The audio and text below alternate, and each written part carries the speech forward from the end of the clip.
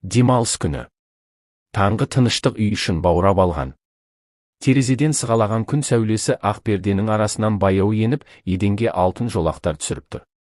Аңсар төсекте шалқасынан жатып, ұялы телефонынан бас алмай, бірде бейне қарайды, бірде ойын ойнайды. Уақыт зымырап өтіп жатыр, бірақ ол оны сезбейді. Ас бөлмеден ыдыстың сылдыры мен анасының баяу қимылдары естіледі.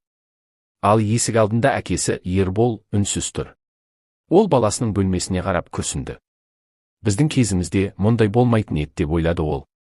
Сол сәтте өткен күндердің елесі көз алдына келді. Бала Ерболдың жалаң аяқ жүгіріп жүрген кезі. Күн шығысымен бәрі далаға атып шығады. Қолдарында доп, қалталарында асық. Ауылдың балалар топтасып, шаңды жолмен өріске қарай жарысып кетеді. Күн қызғанша өзенге барып шомылады. Бір-бірімен бәсекелесіп, күлкілері өзеннің арғы бетіне дейін жетеді. Құм үстінде жүгіріп, балалықтың уайымсыз тәтті сәттерін кешеді. Ал кешке қарай ауыл үстін жусан иісі мен ыстық нанның хош иісі қаптап, аналары бірінен соң бірі. Болды, үйге кіріңдер, деп шақыратын. Бірақ ешбірі үйге бірден кіргісі келмейді. Тағы да 5 минут, тағы да бір ойын. Сол сәттер Ербол үшін ең қымбат естеліктердің бірі еді. Қазір бәрі басқаша. Балалар далада емес, экран ішінде өмір сүреді. Достық та, күлкі де бейнежазбалардың ішінде. Ерболдың кеудесін сағыныш пен мұң аралас бір сезім кернеді. Ол баласының бөлмесіне кіріп, төсектің шетіне жайғасып отырды. Аңсар, деді ол күлімсірей, мен саған бір қызық әңгіме айтайын ба? Аңсар құлағын түріп, телефонын өшіріп, әкесіне қарады. Айтыңызшы, әке. Мен сенің жасыңда болғанда, бізде телефонда, интернетте болған жоқ. Бірақ өмір деген сондай қызық еді. Осылайша әке мен бала арасында ұзақ әңгіме басталды. Ербол өткен күндерін айтып отырды, достары туралы, жаңбыр астында ойнағандары, өзенге бірге түскендері жайлы. Аңсар мұқият тыңдады. Ол әкесінің даусынан әлдебір жылылық, еркіндік, шынайылық сезінді. Ал сендер ішпей жемей ойын ойнап жүре бердіңдер ме? Деп сұрады баласы қызығып. Иә, деп күлді әкесі, өйткені бізге өмірдің өзі ойын еді. Әр сәтті сезінетінбіз. Сәл үнсіздік орнады. Сыртта күзгі жел ағаш жапырақтарын баяу тербетті. Ербол баласына бұрылып, байсалды үнмен айтты. Ертең менімен ауылға жүр. Саған менің балалық шағым өткен жерлерді көрсетейін. Аңсар ойланып басын изеді. Жарайды, барайық, әке. Келесі күні таң сәріде екеуі жолға шықты. Терезеден кең дала көрінді, сарғайған шөп, алыстан көрінген ауыл үйлері, көкжиекте бұлдыраған төбелер. Аңсар әкесінің көрсеткен әр жеріне таңырқай қарады. Мына өзен бе? Сен айтып жүрген. Иә, балам. Осы жерде мен достарыммен шомылатынмын. Ал анау үлкен талдың түбінде алғаш рет велосипед мінуді үйренгем. Олар өзенге барды. Су баяу ағуда. Құм үстінде ескі іздердей уақыттың ізі қалғандай. Ербол суға қарап тұрды да, жымиып. Көрдің бе, Аңсар? Біздің балалық шағымыз осы. Қарапайым, бірақ шынайы. Аңсар телефонсыз жүргеніне бірінші рет қуанды. Ол суға тас лақтырып, әкесімен бірге күліп, өз өмірінің ең жылы күнін сезінді. Кешке қарай ауыл үстіне күн қызарып батып бара жатты. Аспанды қызғылт бояу көмкеріп, жел баяу есіп тұрды. Аңсар әкесінің жанына отырып, әке, мен енді демалыс сайын осында келіп тұрсам бола ма? Деді. Ербол баласының иығына қолын қойып күлімсіреді.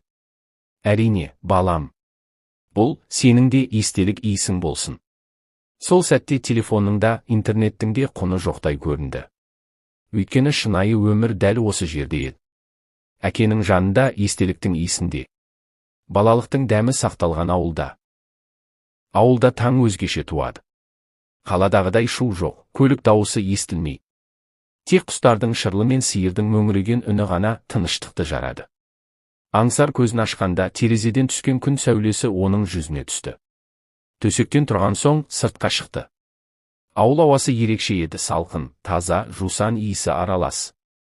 Аулада отырған әжесі жылы жымиып қарсы алды. Тұрдың ба, шырағым? Түнде тоңып қалмадың ба? Деді мейірімен. Жоқ, әже, бәрі жақсы, деді Аңсар күліп. Осы сәтте әкесі де шықты. Қолында шай мен нан. Таңғы ас дайын, кел, бірге ішеміз деді ол. Таңғы астан соң екеуі далаға шықты. Әкесі баласын ертіп, ауылдың ескі соқпағымен жүрді. Жол бойы ол баласына балалық шақтағы қызықтарын көрсетті. Ана жерде біз шаң топырақтың үстінде футбол ойнадық. Ал мына сайда тай мініп жарыстық деді ол сағынышпен. Аңсар бәрін қызығып тыңдады. Әр сөзінен өзге бір әлемді көргендей әсерде болды. Ол әкесіне қарап: «Әке, сіздің бала күніңіз керемет екен» деді таңданып. Ербол күлімсіреп басын изеді. «Иә, балам. Бірақ ол сәттердің ең әдемісі достарыммен бірге болу еді. Біз бәрін бірге істейтінбіз. Қиындық болса да, жалғыз болмайтынбыз». Олар өзеннің жанына келді. Су баяу ағып жатыр. Аңсар тас алып суға лақтырды. Шеңберлер пайда болды да қайта жоғалды. «Әке», деді ол ойланып, «қазір менің достарыммен сөйлескенімнің көбі телефонда ғана. Кейде бір-бірімізді көрмей апталап өтеді. Солай ма?» деді Ербол сәл мұңайып. «Иә, бұрын оларға телефонсыз өмір сүру мүмкін емес сияқты көрінетін. Бірақ қазір білмеймін, мұнда келгелі бір түрлі жақсы сезімдемін». Ербол баласына қарап жымиып қойды. «Себебі сен өмірдің нағыз дәмін сезіп тұрсың». Аңсар, шынайы күлкі, табиғаттың тынысы, адамдардың көзқарасы, мұның бәрін экран бере алмайды. Аңсар басын изеді. «Әке, мен енді аптасына бір рет болса да телефонды қойып, таза ауаға шығам. Достарымды да ертем. Мүмкін біз де өз балалық шағымызды құра алармыз». Ерболдың көзіне қуаныш ұялады. «Уәде ме?» деді ол жылы жымиып. «Уәде», деді Аңсар сенімді дауыспен. Олар қол алысты. Сол сәтте аспандағы күн нұрын төгіп, өзен беті жылтырап кетті. Желдің самалы екеуінің жанын бір сәтке тоғыстырғандай. Кеш батқанда екеуі ауыл шетіндегі биік төбеге шықты. Алыста күннің қызыл шапағы жерге сіңіп барады. «Қарашы, әке, әдемі ғой», деді Аңсар. «Иә, балам. Мына көрініс маған өмірдің ең қарапайым сәттерінің өзінде әдемілік бар екенін еске салады», деді әкесі жай дауыспен. Аңсар әкесінің иығына басын сүйеді. «Рахмет, әке. Осында келгеніме қуаныштымын». «Мен де, балам. Сенің жаныңнан жылулық сездім». Сол түні ауыл аспанында мыңдаған жұлдыз жымыңдап тұрды. Әке мен бала үнсіз аспанға қарап жатты, бірақ олардың жүректерінде бір уәде мәңгі сақталып қалды. Нағыз өмір экранда емес, естелікте, иісінде, бірге өткізген сәттерде. Қалаға оралған күн. Автобустан түскен сәтте Аңсар айналасына қарады. Биік үйлер, машиналардың тынымсыз гүрілі, адамдардың асығыс қадамдары. Бәрі таныс, бірақ енді бәрі басқа көрінді. Ауылдың тыныштығын, таза ауасын, жусан иісін, әкесінің күлкісін сағынды. Үйге кірген соң бөлмесіне барып телефонын қолына алды. Бір сәтке экранға қарап тұрды да терең дем алды. Бұрын ол үшін бұл кішкентай құрылғы ең қымбат, ең қызық әлем еді. Ал қазір ол жай ғана темір мен әйнек екенін түсінді. Аңсар телефонын үстелге қойды. «Уәде, уәде», деді сыбырлап. Келесі күні мектепке барған соң ол достарына ауылда болғанын айтып берді. «Қалай, интернетсіз қалай өмір сүрдің?» деп таңғалды сыныптастары. Аңсар күліп жауап берді. «Ең қызығы, мен алғаш рет интернетсіз өмірдің қаншалықты тамаша екенін түсіндім». Балалар таңырқап бір-біріне қарады. «Сонда не істедің ауылда?» «Әкеммен бірге өзенге бардық, ағаштардың көлеңкесінде отырдық, кешке жұлдыз санадық. Телефонды мүлде қолданбадым.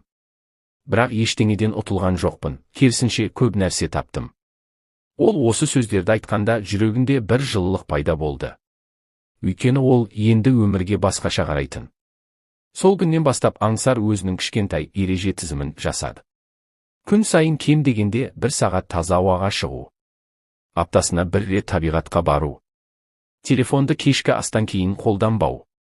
Ал бос уақытында кітап оқу немесе ата-анасымен сөйлесу. Алғашында достары оған күліп қарады. Бірақ уақыт өте келе олардың өзі қызыға бастады. «Аңсар, демалыста бізде сен айтқандай өзенге барсақ қайтеді?» деді бір күні сыныптасы Әділ. «Жарайды, барайық», деді ол қуанып. Демалыс күні балалар өзенге жиналды. Күлкі, жарыс, су шашу, бәрі ауылдағыдай көңілді өтті. Телефон туралы ешкім ойлаған жоқ.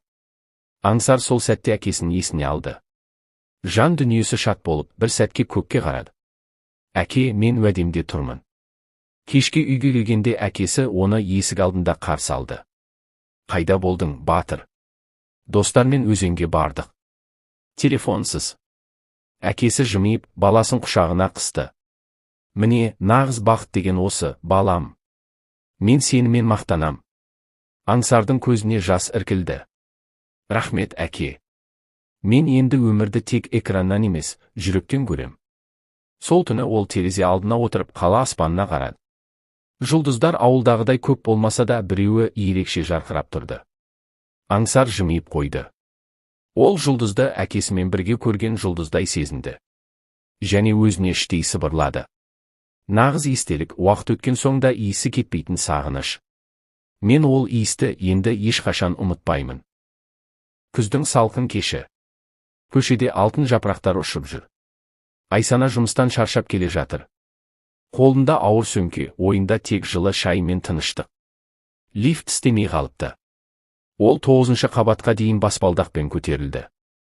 Пәтерінің алдына келгенде, есік тұтқасында бір ақ конвертті байқап қалды. Еш жазу жоқ. Тек жай ғана ескі қағаз иісі аңқып тұр. Тағы жарнама шығар деп күбірледі де, конвертті ашты. Ішінен бүктелген хат шықты. Бірінші жолда. Сіз мені танымайсыз. Бірақ мен сізді бұрыннан білем.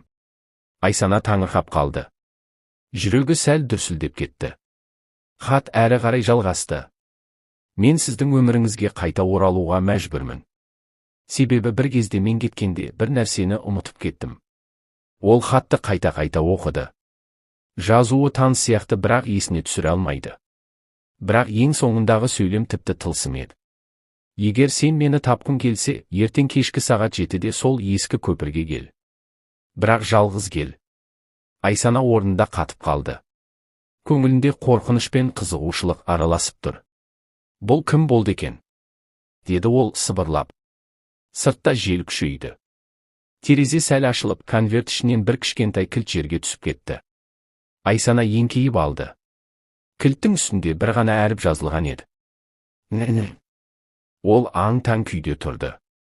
Сол сәтте есіктің сыртынан бір әлсіз тарсыл естілді. Тық, тық. Айсана баяу есікке қарай бұрылды. Жалғасы бар.